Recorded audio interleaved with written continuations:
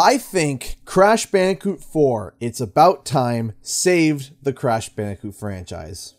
No, I'm dead serious. I think Crash Bandicoot 4 saved the franchise. Now, I know, it's a bold take. I know, many would disagree. I know that Crash Superfan 9345 is currently looking at the title of this video and commenting how wrong I am before the video even begins. But that's okay, because I'm going to explain how it saved the franchise from both a story and gameplay perspective. Let's talk about it. Whoa!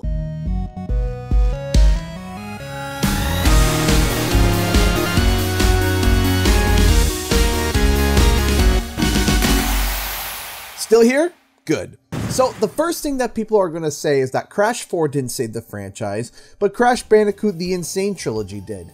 And in a way, sure, Crash Bandicoot Insane's insanely good sales most definitely brought Crash Bandicoot back into the limelight, but not as a brand new title, but as a historic nostalgic throwback.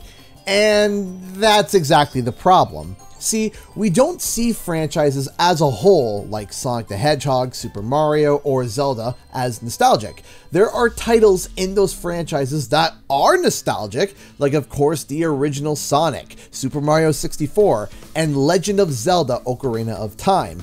But the franchises as a whole are not. The reason being is because they are still prevalent in today's market. And that's the biggest issue with some of these comebacks. A remake shows up, everyone says, "Wow, remember this game? I remember that game. Good times." And then move on. Remakes are typically of games that we already know are successful because it was a resounding success before. As long as the remake is competent, the people who love the originals are going to pick up the remakes. Remakes can bring games back into a limelight, but if nothing is followed up, the game gets thrown right back to the nostalgic historic dusty shelf.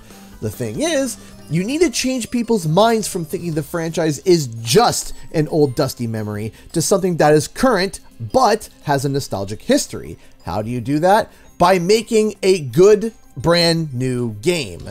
Now, I say that as if it's easy. The problem is it's not. Bringing an old franchise back in a new fresh way is incredibly difficult.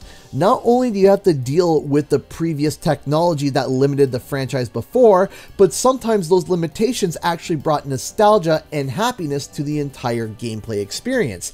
But if you don't make the game feel new enough, that's an issue as well. You have to fight both the rose-tinted glass fans that say the original games are the best ever and nothing could touch them, to newcomers to the franchise that never played the originals.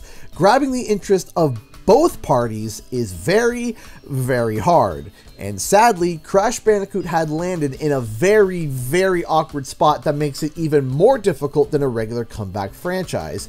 After Naughty Dog parted ways with the series, Universal tried passing it along to a different studio to continue the franchise, and it pretty much flopped with Wrath of Cortex. Then Twinsanity came along, trying to shake up the franchise by making the game open world and kind of like Jak and Daxter. While a cult fan favorite, it also was a bit of a flop due to poor technical aspects like bugs and overall gameplay. Then the game was passed off again to a new studio, who also tried to shake the gameplay up by introducing a beat-em-up mutant mechanic, which received a mixed reception from longtime fans of the original trilogy, as well as some design and story changes that made people think it was kind of a reboot. Then, after Mind Over Mutant, the last mutant beat-em-up game that was released, a complete Crash reboot was planned, making Crash the hero of unmutated bandicoots and stopping Dingodile from harassing them, called Crash Landed. If you want to know more about this, I made a video about it already. You can check it out in the link at the end of the video. But it then was canceled and Crash went on a hiatus for about 8 years. Each time a new company got a hold of Crash, they tried to shake the game up to try something new, to try and be the new lead developers of this once famous pseudo PlayStation mascot.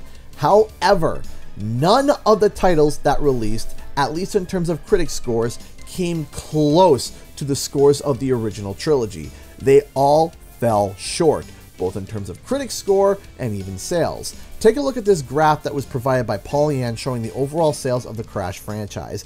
After the original trilogy, it all just bombs. Here's another issue. Not only did each company change up the gameplay, but changed the story too, including instances that completely changes the past, from Crash's origins, character designs, and even species of the characters. For example, here's a possible fact you didn't know. Did you know that Tiny Tiger is actually not a tiger? Yeah, that's right. He's not a tiger. Notice how he has no black stripes, has triangular ears, black nose, and has no white on his underbelly? That's because he is now an extinct Tasmanian tiger. And yes, this is canon. Naughty Dog had named him Taz Tiger for a little bit, but eventually changed it to Tiny. I think the reason for the change is that Tiny the Tasmanian Tiger is a bit of a mouthful to say, and Taz, or Tasmanian, could have had some copyright issues with the Tasmanian Devil from Looney Tunes, especially since Crash Bandicoot takes a lot of inspiration from it. But again, that's just me speculating. However, the team over on the Crash Mutant games, didn't quite get the memo and made Tiny an actual tiger, which now breaks continuity and breaks the plot. Also, Nina Cortex being there at the beginning cinematic of Crash the Titans when Crash was air quote made and gave Cortex the idea to mutate other creatures to make giant creatures when Embryo was the one that was originally there and completely cuts the Cortex vortex that errors and opens Crash Bandicoot's escape also creates yet another plot hole. Also, Crash was supposed to be the leader of the Cortex other mutants, not shoveling ditches like a slave. And in Wrath of Cortex, how did Cortex and Entropy return after the events of Warped? Maybe not so much of a plot hole, but definitely not well thought out. Now you might say, okay, come on, this is Crash Bandicoot. Who cares about the story? I do! Also, in between all these mainline games, spin-offs are also released. These games range from racing, party games, and portables, along with a couple mobile titles. Again, most of them trying to be the next big shtick developer, taking liberty on the story and gameplay. This, however, created even more plot holes. By the time Crash went on hiatus, he was in a very, very confusing place. But remember how I said Crash was in an even more awkward place than other comeback titles? The biggest reason was because the fan base was split. All the games that came out after Naughty Dog's trilogy were not universally hated. In fact, for a lot of people, those were their favorite and even first Crash Bandicoot titles. You can't turn and throw all those games away and start fresh without ruffling a lot of feathers. So, when it comes to making a new game, how do you make a game that caters the best possible gameplay, most consistent story, while also not alienating fans of the different titles and attracting new fans to try the game out? Well, in a recent interview that I had with the creative producer of the game, Lou Studdert, he gave the perfect answer to how they would address the gameplay.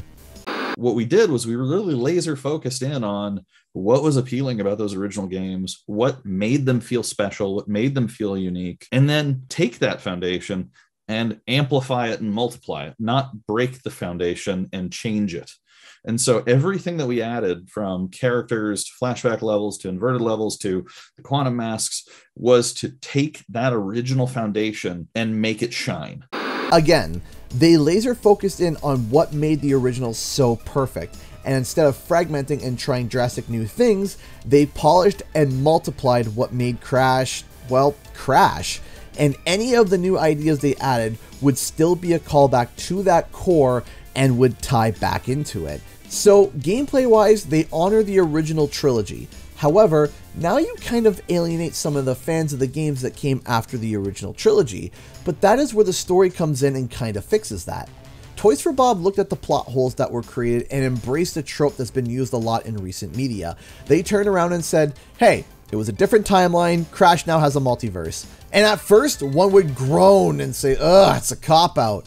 But actually, I argue that it isn't. See, Toys for Bob didn't just make that statement and then moved on. They embraced the concept so much that it became the core of the story for Crash 4. They even went as far as purposely breaking the timeline even more by introducing a brand new timeline that brings in a brand new Tana, who came from a time where Crash and Coco were killed by an alternative Entropy. Also, in different levels, they have Easter eggs and characters from all different games, including spin-offs like Nitrous Oxide, the Evil Twins, and even the Elemental Masks. all from different Crash titles made by different studios, implying that these levels and dimensions are different planes of reality that other Crash games happen, turning around and fixing the plot holes that all previous Crash games have made.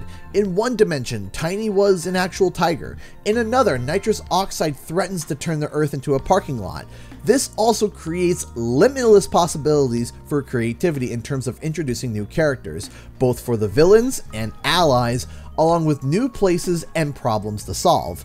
Now, while all of this sounds great, how did it perform in practice?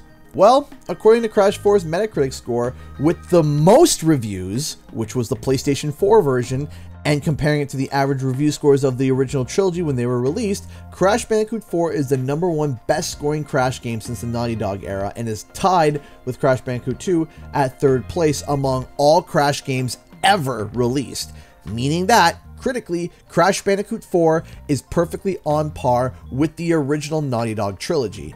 To give you an idea, the closest scoring mainline Crash game outside of the Activision remakes, so that includes Insane and Nitro Fueled, and with the most Metacritic reviews was Crash Bandicoot: The Wrath of Cortex for the PlayStation 2, which was scored at a 66. Then, when comparing to all Crash games ever, Crash Bandicoot: The Huge Adventure for the Game Boy Advance is the closest score, which scored actually an impressive 78. With all that said and done, here is the point that I want to make. So many companies and so many people try to figure out how to make a modern Crash Bandicoot title that was on par with the original mainline games, from trying new mechanics to even borderline changing the entire genre. However, none of them were as critically successful as the original Naughty Dog trilogy. But Toys for Bob figured out this enigma. They created a modern Crash Bandicoot title that is on par with the Naughty Dog titles, meaning that now they have the modern formula, design choices, and mindset to create future Crash titles, meaning that if and when Crash Bandicoot 5 goes into production, they now know how to make a great modern Crash Bandicoot title. They could literally copy and paste the coding and physics of Crash Bandicoot 4 and start from there. They don't have to retool or refigure the entire game up from the ground up. The core of the game is already done. Not only that, they went the extra mile to fix plot holes created by the previous companies and opened the universe up to endless creativity, meaning that other companies like Beanox or any other studio under the Activision umbrella, or when the Xbox acquisition completes, any studio under that umbrella could take a crack at a Crash title without almost any constraints and use Crash Bandicoot 4: It's About Time as the leading example of a modern take of Crash while in development. So, because of those reasons alone, I think Crash Bandicoot 4: It's About Time has literally saved the franchise by becoming an on-par title to the original titles, which was something that many people chased for many years and has now been achieved by Toys for Bob in a modern setting.